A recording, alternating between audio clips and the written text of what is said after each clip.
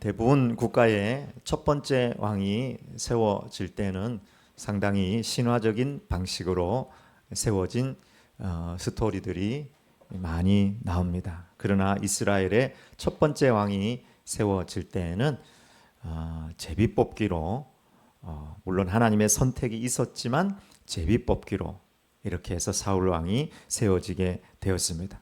제비뽑기는 하나님의 뜻과 사람의 참여가 이렇게 하나가 되는 특별한 방식입니다. 제비가 뽑힌 이후에 그것이 하나님의 뜻임을 모두가 발견하고 받아들이고 그 리더십에 순종하게 됩니다. 제비 뽑기로 뽑았을 때 그 지도자의 가장 중요한 덕목은 무엇이었는가? 사울 왕을 통해서 볼 때 그것은 역시 겸손이었던 것을 보게 됩니다. 제비 뽑아도 숨어가지고 나는 아무것도 아닙니다. 나는 보잘것없는 사람입니다. 하면서 겸손할 때 그냥 아무것도 아닌 목자였던 그를 하나님께서 뽑아서 왕으로 세웠는데 왕이 된 이후에는 교만하여져서 하나님의 명령을 버리고 왕이었지만 버림받는 그런 삶을 살게 되었습니다. 오늘 예수님께서 세례받는 이 본문을 통해서 우리가 하늘의 소리를 듣기를 원합니다. 첫 번째 하늘의 소리는 겸손입니다. 13절에서 15절 다 같이 읽어보겠습니다. 이때 예수께서 갈릴리로부터 요단강에 이르러 요한에게 세례를 받으려 하시니 요한이 말려 이르되 내가 당신에게서 세례를 받아야 할 터인데 당신이 내게로 오시나이까? 예수께서 대답하여 이르시되 이제 허락하라. 우리가 이와 같이 하여 모든 의를 이루는 것이야 아니라 하시니 이에 요한이 허락하는지라. 예수님께서 세례 요한에게 세례를 받으러 딱 나왔는데 세례 요한이 거부를 하는 거예요. 당신은 그리스도다. 내가 당신에게 세례를 받아야 되는데 왜 나에게 와서 세례를 받으려 하시나이까? No, 안 됩니다. 근데 이때 어떻게 요한은 예수님의 자기에게 올 때 이분이 그리스도라는 사실을 깨달았을까? 이런 거 생각 안 해보셨어요? 딱 보니까 이 그리스도다. 옷 때문에 그럴까? 외모가 잘생기기 때문에 그럴까? 실제로는 세례 요한이 지금 훨씬 유명하거든요. 예수님은 아직 뜨는 시기가 아니에요. 뜬 이후에도 오히려 고향에서 예수님은 배척받았거든요. 반대파들이 많았습니다. 근데 세례 요한은 예수님보다 훨씬 많은 사람들이 지지하는 지지율을 가지고 있었습니다. 근데 어떻게 예수님이라는 자기보다 물론 한 집안 식구기는 하지만 아직 세력을 얻지 못한 그 예수님이 자기에게 나올 때 내가 당신에게 세례 받아야 되는데 왜 당신은 나한테 옵니까? 하면서 이렇게 예수님이 그리스도이라는 것을 알게 되었을까? 예수님이 세례 요한에게 요한이 예수님을 알아본 근거는 역시 성령님의 역사다. 이렇게 볼 수 있습니다. 그 첫 번째는 요한의 사명의 민감성이라고 할 수 있습니다. 요한은 항상 나는 아무것도 아닙니다. 나는 소리입니다. 나는 구원자가 아닙니다. 내 뒤에 오시는 분이 진짜 구원자고 메시아이고 물과 성령으로 세례를 베푸시는 분입니다. 그래서 나는 항상 그분을 기다려야 됩니다. 그분의 길을 예배하는 자입니다. 하면서 이 자기 사명에 대한 민감성을 가지고 항상 그분을 기다렸다는 것이죠. 이게 첫 번째 그가 예수님을 알아볼 수 있는 근거가 되었던 것이고 두 번째는 성령의 계시입니다. 성령님께서 그에게 미리 계시하셨던 것을 요한복음 1장 33절에서 34절에 보면 나옵니다. 나도 그를 알지 못하였으나 그는 이제 예수님이 그리스도 나를 보내어 물로 세례를 베풀라 하신 그 이가 하나님께서 나에게 말씀하시되 성령이 내려서 그 누구 위에든지 머무는 것을 보거든 그가 곧 성령으로 세례를 베푸시는 이인 줄 알라 하셨기에 내가 보고 그가 하나님의 아들이심을 증언하였노라 하니라. 예수님 얼굴을 외모 눈빛이 뭐 초롱초롱하다든지 뭐 머리가 길고 잘생겼다든지 이런 게 아니라 벌써 성령님의 역사가 그 위에 있는 것을 성령님의 계시로 통해서 그가 알고 예수님께서 그에게 올 때 거절할 수 있었던 것입니다. 그런데 예수님은 더 겸손하게 세례 요한에게 허락하시죠. 저에게 세례를 베풀어 주십시오. 이렇게 함으로 모든 의를 이루는 것이 합당합니다. 겸손했던 요한도 또 더 겸손하게 예수님에게 세례를 하였습니다. 예수님의 세례 받으심은 더 큰 겸손입니다. 그리고 요한은 다시 순종함으로 성자 그리스도에게 세례를 베푸셨습니다. 요한의 겸손과 예수님의 겸손이 충돌하고 부딪혔습니다. 요한의 겸손과 예수님의 겸손을 한번 나눠 보면은 요한의 겸손은 첫 번째 거절하는 겸손입니다. 나는 아무것도 아닌데 나 같은 사람에게 와서 당신이 세례를 받습니까? 안 됩니다. 나는 거절합니다. 예수님께서 세례를 베풀어 주십시오. 이렇게 함으로 모든 의를 이루는 것이 합당합니다. 이렇게 했을 때 끝까지 아예 안 됩니다. 끝까지 안 됩니다. 이렇게 거절한 것이 아니라 순종하는 겸손을 보였다는 사실입니다. 근데 세례 요한이 겸손하지 못할 조건이 있습니다. 첫 번째, 세례 요한은 세례의 전문가예요. 세례는 전문가 자기 마음대로 하는 거잖아요. 내가 딱 보니까 이분한테는 내가 세례를 받을 수 있는 사람이 아니에요. 내가 줄 수 있는 사람이 아니라는 거예요. 그거를 성령님을 통해서 깨닫게 되는데, 특별히 이제 조금 뒤에 세례에 대해서 이야기할 텐데, 세례는 죄를 씻는 의미를 가지고 있거든요. 근데 예수님은 죄가 없으신 그리스도시거든요. 우리를 구원하기 위해서 오신 분이란 말이에요. 근데 죄인인 인간이 하나님에게 세례를 한다는 거예요. 성자 예수님에게. 내가 세례 전문가로 볼 때 이건 아니다. 세례의 원래 의미와 원칙에 위배된다. 난 못합니다. 그리고 세례 요한이 보통 요한입니까? 한 번 안 한다 하면 안 하는 성격. 전문 용어로 똥꼬집이 있는, 억수로 똥꼬집이 센 스타일. 나는 한 번 아니면 아니다. 근데 그때 예수님께서 세례를 베풀어 주세요. 이렇게 함으로 모든 의를 이루는 것이 합당합니다. 근데 더 겸손하게 순종하였습니다. 이것이 세례 요한의 겸손입니다. 두 번째, 예수님의 겸손은 하나님의 뜻을 따르는 겸손이라고 볼 수 있습니다. 예수님께서 겸손하지 못할 조건이 있습니다. 왜냐하면 세례가 예수님에게는 필요 없기 때문입니다. 죄인에게만 세례가 필요하거든.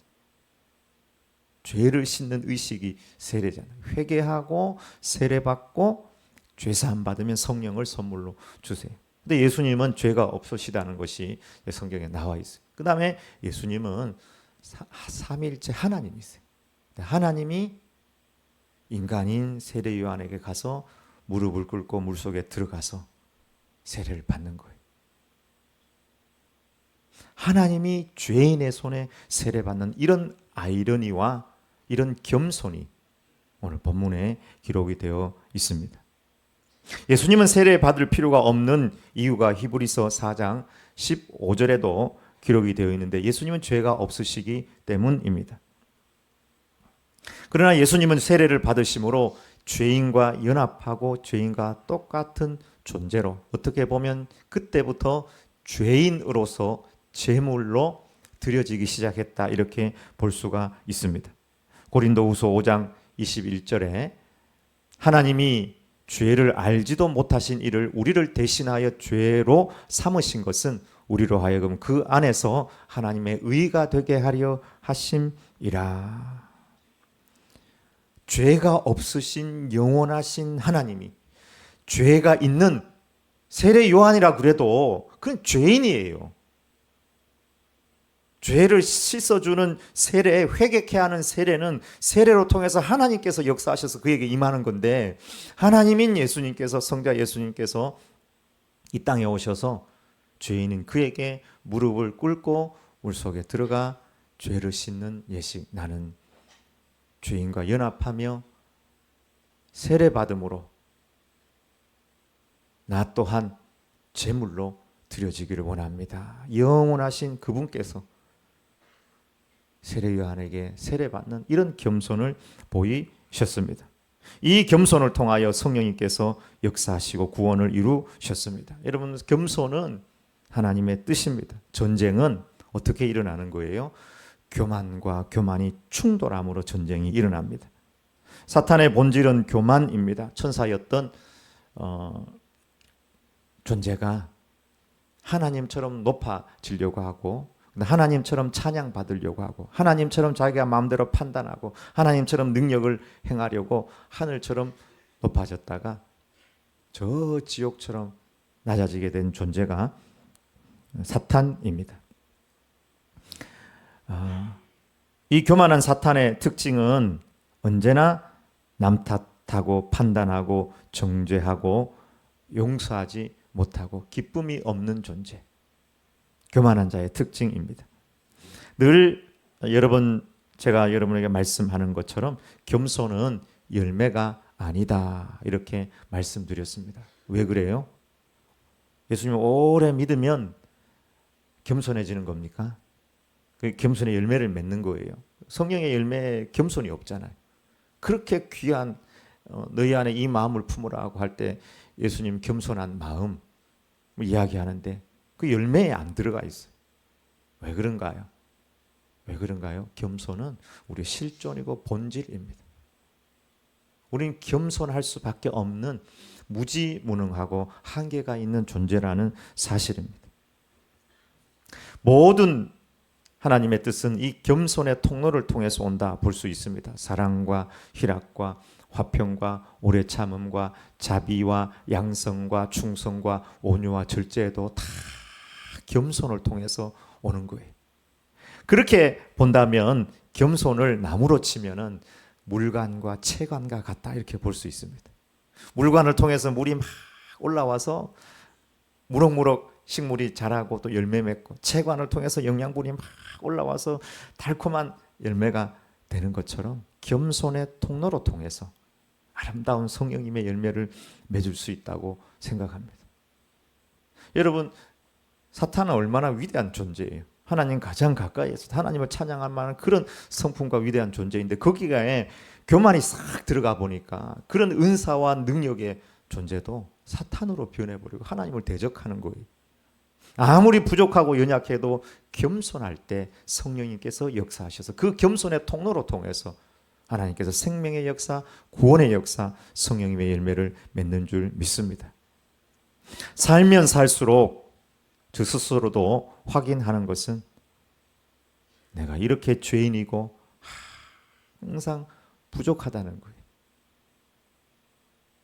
조금만 뭘 짝대기 집어넣어 돌려버리면 건더기가 여기 막 다 올라오고 미천이 다 드러나고 얼마나 부족하고 얼마나 연약한 존재이고 죄인인지 깨닫게 됩니다. 그래서 십자가와 예수님과 십자가를 붙들지 아니하면 주님 앞에 설 수 없는 존재임을 또 깨닫게 됩니다. 그런 의미에서 보면 예수님의 공생애는 처음부터 끝까지 겸손이었습니다.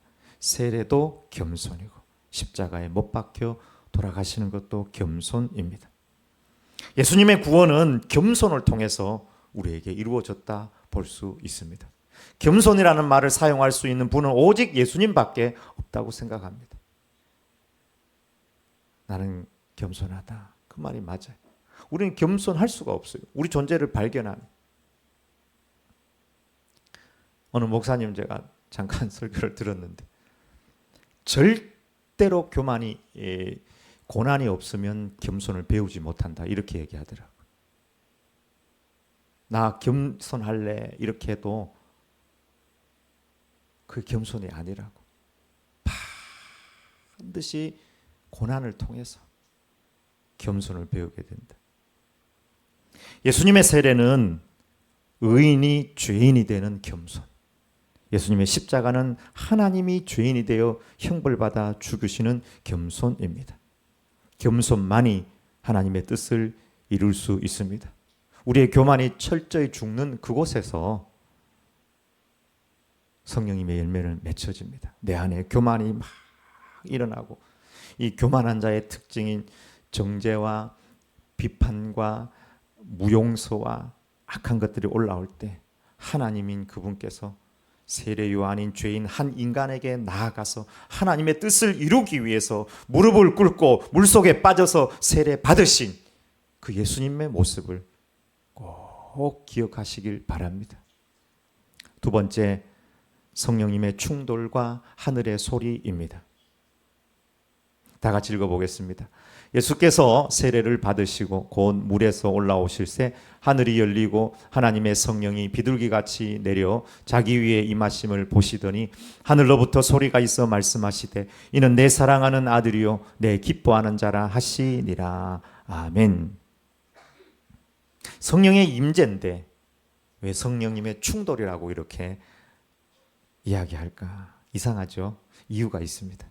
저도 성령님의 임재, 비둘기 같은 임재라고 이렇게 표현하고 싶은데 제가 충돌이라고 이렇게 표현을 하는 것은 예수님도 삼위일체 성자 하나님으로서 그 안에 참 하나님이시고 참 인간이신데 그 인간으로서의 욕구가 분명히 있었다는 것이죠.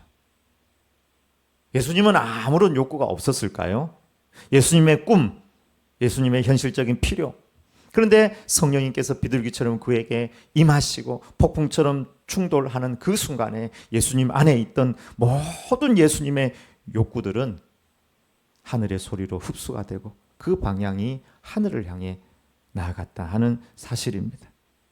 미국의 심리학자 매슬로우의 5가지 욕구 단계, 여러분 다 아시죠? 생리의 욕구, 생리적 욕구, 안전, 사회적, 존경, 자아 실현의 욕구. 이 인간이 가지고 있는 5가지 욕구. 예수님은 이런 욕구가 없었을까요?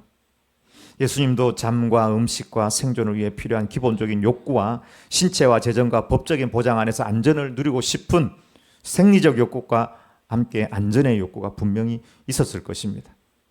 왜냐하면 참 하나님인 동시에 참 인간이시기 때문에 이런 욕구가 없다고 말 못하는 것입니다. 또 세 번째 욕구, 네 번째 욕구, 사회적 욕구와 존경의 욕구입니다. 예수님도 친구, 연인, 집단 안에서 칭찬을 받고 박수를 받고 인정받고자 하는 욕구가 없었겠습니까? 어머니 돌보고 동생들 돌보면서 동네 어르신, 나사렛 지인들, 어르신들에게 인정받고 싶은 그런 욕구들이 분명히 있었을 것입니다. 마지막으로 가장 중요한 욕구, 이거 다 뭐 먹을 거 있고 인정해줘도 가장 중요한 욕구, 인간의 욕구가 자아 실현의 욕구인데 이 자아 실현을 위해서 자기가 자기의 창의성과 어떤 자율성과 이런 걸 가지고 뭔가 활동을 할 때 내가 뭔가 이루었다 이런 생각, 성취감을 가질 때 행복한 삶을 살잖아요. 예수님 안에는 그런 행복과 꿈을 향한 어떤 창의성과 자율성과 자유 혹은 또 성장을 통한 행복감, 그런 거에 대한 욕구가 없었을까? 있었다고 봅니다. 그런데 성령님께서 그에 충돌하는 그 순간에 기본적인 욕구들이 다 사라졌다기보다는 저 모든 욕구들이, 저런 욕구들은 다 자기에게로 향하게 되어 있는데 예수님은 저 모든 욕구가 이제 성령님을 향하고 하나님을 향해서 나아가게 되었다. 그런 의미에서 성령님께서 그에게 충돌하여서 세상을 향하지 아니하고 자신을 향하지 아니하고 하나님을 향하여 나가게 되었다. 이렇게 보여집니다. 그렇게 성령의 세례를 받을 때 하나님의 소리가 하늘에서 들려왔습니다. 성령님께서 비둘기같이 임하셨다는 것은 무슨 의미입니까? 다른 성경에 성령님이 비둘기같이 임했다는 말씀이 있습니까? 저 의미가 뭘까요? 성령님께서 비둘기같이 임했다는 것은 두 가지로 설명할 수가 있는데 전체적으로는 예수님의 사역과 관련되어서 성령님께서 비둘기같이 임했다 이렇게 이해하면 좋을 것 같습니다. 구약의 제사를 보면은 번제를 드릴 때 비둘기를 바칠 수 있게 되어 있었습니다. 가난한 사람들은 비둘기를 하나님 앞에 들고 가서 번제로 바칠 수 있었습니다. 비둘기 같은 성령, 예수님께서 결국에는 비둘기처럼 속죄물이 되실 것에 대한 어떤 상징으로 비둘기 같은 성령이 그에게 임했다, 이렇게 볼 수도 있고, 그다음 노아 홍수 심판 이후에 방주에서 이제 물이 말랐나 안 말랐나 테스트를 하기 위해서 비둘기를 내보냈는데 비둘기가 감람나무를 물어서 돌아온 것입니다. 물이 다 말랐구나. 이것은 하나님의 용서와 회복을 상징한다고 이렇게 볼 수 있습니다. 예수님의 사역은 구속과 용서와 회복의 사역, 그 성령님의 충만을 통해서 그 일들을 이루실 그 성령님의 역사를 비둘기처럼 그에게 임했다, 이렇게 볼 수가 있습니다. 이것에서 다시 한번 우리가 확인할 수 있는 예수님 사역의 원칙을 발견하게 됩니다. 그 사역의 원칙은 성령 충만입니다. 성령님이 아니면 성령님의 열매를 맺을 수 없고 생명의 열매를 맺을 수 없기 때문에 예수님의 사역의 시작의 출발점은 그냥 출발이 아니라 성령 충만함으로 금식기도함으로 출발하였습니다.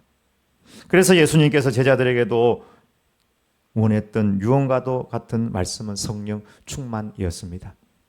오직 성령이 너희에게 임하시면 너희가 권능을 받고 예루살렘과 온 유대와 사마리아와 땅끝까지 이르러 내 증인이 되리라 하시니라. 100가지 문제, 10,000가지 어려움이 있어도 주님께서 우리에게 주시는 정답은 하나입니다. 성령의 충만함을 받으라.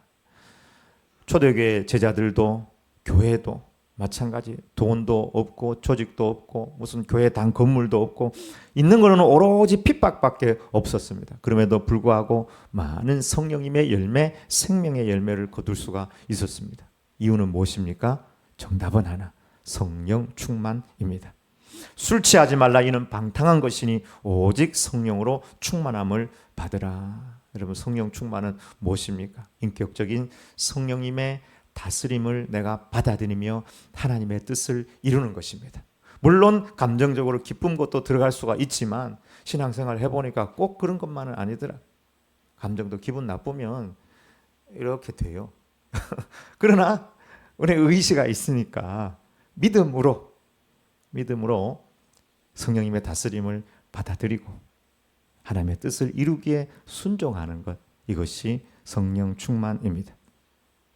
초대교회는 성령 충만으로 예수님을 증거했고 핍박 가운데서도 기쁨을 잃지 않았습니다. 사도 바울도 빌립보에서 복음 전하다가 감옥에 갇혀서 맞고 배고프고 공포 가운데 있고 추워도 그 밤 그때 기도하고 찬양하며 나아갔습니다. 무슨 찬양을 했다고요? 성경에는 없지만 순례자의 노래를 했을 거예요. 저 멀리 배는 나의 시온성, 오 거룩한 곳 아버지 집, 내 사모하는 집에 가고자 한밤을 새웠네. 빈들이나 사막에서 이 몸이 고날지라도 오늘은 이곳 내일은 저 오고 주 복음 전하리. 아멘. 우리가 신년을 출발하면서 매일 기도해야 될 제목, 첫 번째가 성령 충만, 기도 충만, 말씀 충만. 그래야 우리가 전도할 수 있죠. 원래는 우리가 생활 선교사 119 하루 한 번 전도한다, 구원을 전한다, 말로 해도 되고요. 그 다음에 우리의 삶으로 항상 전도의 더듬이를 세우고, 등록 목표는 2명, 연초에 우리가 모두가 이 동일한 마음을 가지고 성령 충만으로 전도하며 나아가십시다. 그리고 예수님에게 하늘의 소리가 있었습니다. 이는 내 사랑하는 아들이요 내 기뻐하는 자라. 하늘에서 소리가 다 들려왔는데요. 이게 마태, 마가, 누가 본문에 다 나오는데 마태복음에는 이는 내 사랑하는 아들이요 내 기뻐하는 자 이렇게 돼 있는데 마가복음과 누가복음에는 너는 이라고 돼 있습니다. 너는 내 사랑하는 아들이요 내가 너를 기뻐하노라. 이렇게 마태복음은 약간 객관적으로 이렇게 들려왔지만 그 들려온 것 자체도 예수님에게 주시는 음성이니까 너라고 분명히 너도 될 것 같습니다. 이 소리가 예수님 평생에 힘이 되는 소리였을 겁니다. 첫 번째는 이 소리는 정체성을 확정해 주는 소리. 너는 내 아들이야. 너는 내 딸이야. 두 번째는 사명을 확정해 주는 소리입니다. 내가 너를 기뻐하노라. 예수님 힘들고 어려울 때 자신의 욕구를 따라 그 욕구가 항상 자신을 향하게 돼 있거든요. 그 욕구라도 하나님을 향하게 나가야 되는데 그때마다 저 소리가 예수님 가슴에서 메아리 쳐오는 겁니다. 내가 너를 기뻐하노라. 그래 나는 주님의 기쁨으로 살 거야. 세 번째 어떤 시험과 고난을 와도 그 예수님 안에 너는 내 아들이고 내가 너를 기뻐한다는 이 소리가 있는 한에는 그것이 위로가 되고 힘이 되어서 다 이겨내면서 십자가를 향해 나아갈 수 있었다고 생각을 합니다. 한 번은 마귀가 어떻게 저 옆에 와 있다가 저 소리를 들었는지 마귀가 시험할 때도 그래 너 하나님의 아들 맞아. 그리고는 성전 꼭대기에서 뛰어내려. 그러면 천사들이 너를 받쳐줄 거야. 근데 예수님께서 나는 하나님께 순종하는 자지 마귀 너에게 순종하는 자가 아니야. 이 마귀야 떠나거라. 주 너희 하나님을 시험치 말아라.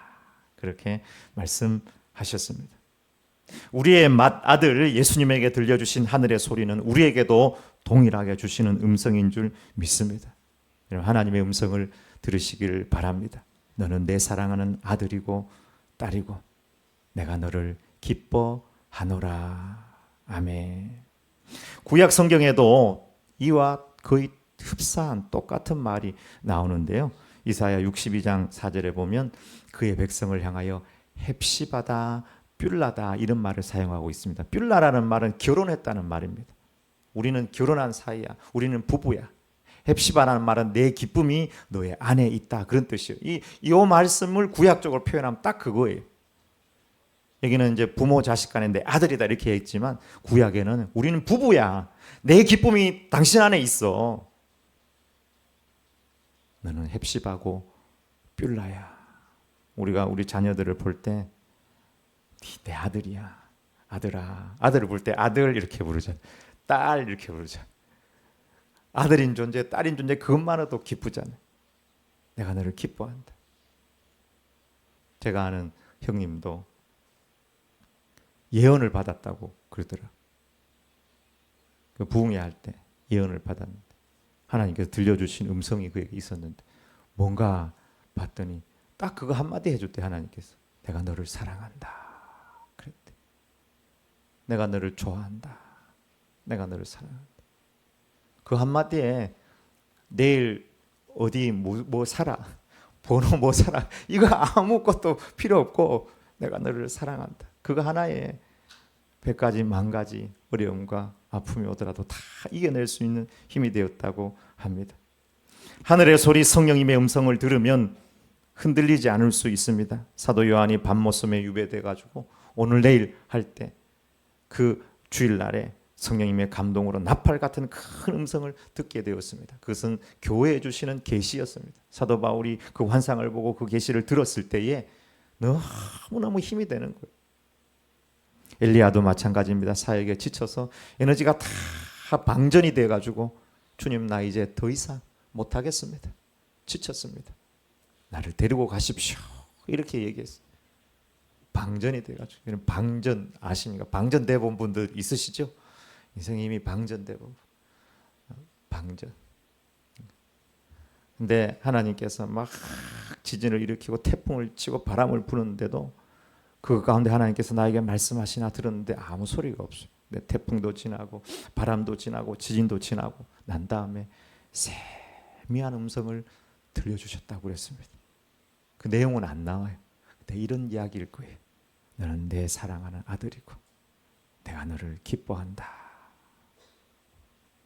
여기 안에서 새로운 힘이 막 솟아오는 거예요. 충전지가 충전되는 것처럼 막 새롭게 충전되었던 것입니다. 에스라는 성경을 낭독하면서 하나님의 하늘의 소리를 깨닫게 되었고, 요시야는 율법책을 읽으면서 자기 옷을 찢을 만한 하나님의 뜻을 분명히 듣게 되었고, 에드피아 내시도 마차에 앉아가지고 흔들거리는 그곳에서 이사야서를 읽으면서 예수 그리스도를 그곳에서 빌립을 통해서 계시하고 만나게 되고, 하늘의 소리를 듣고 세례를 받고 예수 믿는 사람이 되었던 것입니다. 오늘날 우리 주변에 너무 많은 소리들이 있습니다. 정치의 소리, 물질의 소리, 상처의 소리, 내 안에 있는 어떤 욕구의 소리. 하나님의 백성, 하나님의 자녀들은 하나님의 소리, 성령의 소리를 듣고 주님의 기쁨으로 살아가야 될 줄 믿습니다. 여러분이 잘 아시는지 모르겠는데 바흐라는 사람이 있잖아요. 바흐, 요한 세바스티안 바흐, 서양 음악의 아버지라고 하시는 분인데요. 우리 아이들 키울 때 바흐 음악이 태교에 좋다고 그래가지고 바흐 음악 많이 듣잖아요. 근데 저분이 9살 때 부모님이 돌아가시고 어릴 때 큰 형 집에서 자랐다고 합니다.